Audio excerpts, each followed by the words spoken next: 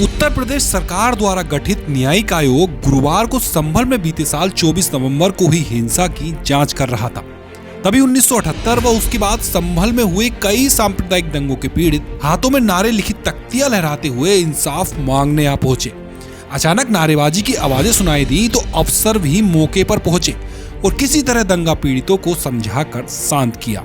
SDM ने इनका मांग पत्र लेकर उनकी बात सरकार तक पहुंचाने का भरोसा दिया है। संभल हिंसा की जांच कर रहा 3 सदस्यीय न्यायिक आयोग गुरुवार को संभल पहुंचा था। आयोग लोक निर्माण विभाग के निरीक्षण भवन में पुलिस अधिकारियों और घायलों का इलाज करने वाले डॉक्टरों के बयान दर्ज करा रहा था। इसी दौरान बाहर नारेबाजी की आवाज सुनाई देने लगी।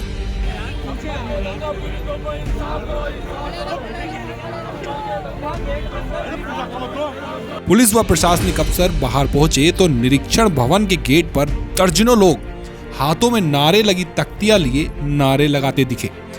पता चला कि नारे लगाने वाले लोग संभल में 1978, 1986 व 1992 के सांप्रदायिक दंगों के पीड़ित थे, जो दंगाइयों पर कार्रवाई व मुआवजे की मांग कर रहे थे।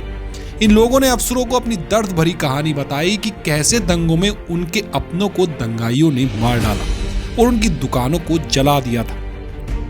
न्याय आयोग के सदस्य मिलने आए थे। हम अपनी पीड़ा उन्हें बताना चाहते थे। हम चाहते थे कि हमारा जो यहाँ सांप्रदायिक दंगों का रिकॉर्ड रहा है संभल में, जो 24 नवंबर की घटना की जांच हो रही है, तो 1976, 1978, 1986, 1992 के दंगों की भी न्यायिक जांच हो। भाई इसमें तो कुछ कैजुअलिटी खास नहीं हुई है, लेकिन 1978 में तो 194 आदमी को जिंदा जला दिया गया था, मार दिया गया था। उसकी जांच क्यों नहीं हो रही है? उसकी भी जांच हो। हमारा तो पूरा हमारी दुकान जला दी गई थी। हमारे मोहल्ले में खगुसराय में हम रहते थे, बराबर में आगजनी हो रही थी।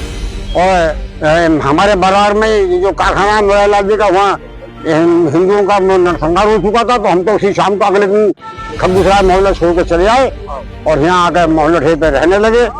बड़ी मुश्किल से हमने अपना मकान कुछ सालों के बाद, वो 400 गज का मकान हमने 57,000 में बेचा है, जो उस वक्त की कीमत से कुछ भी नहीं था। आज वो मकान हमने, अगर हमें नहीं पलायन करना पड़ता तो आज वो मकान 1 करोड़ का।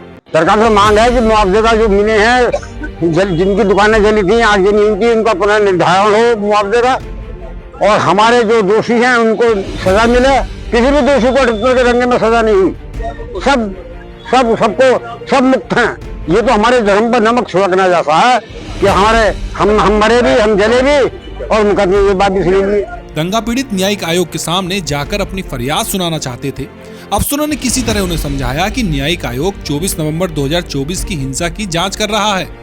पीड़ित मिलने की जिद पर अड़े रहे तो एसडीएम ने उनका ज्ञापन लिया और उनकी बात आयोग व सरकार तक पहुंचाने का भरोसा दिलाया। संभल के जो नागरिक हैं, इनके द्वारा पूर्व में जो भी दंगे हुए हैं, उनकी जांच के संबंध में ज्ञापन आयोग के लिए।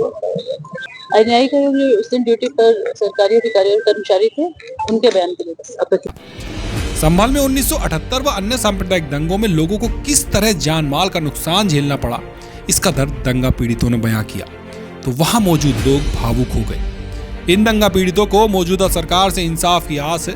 अब ये तो आने वाला वक्त ही बताएगा कि सरकार संभल के पुराने दंगों की फाइल खोलती है या नहीं।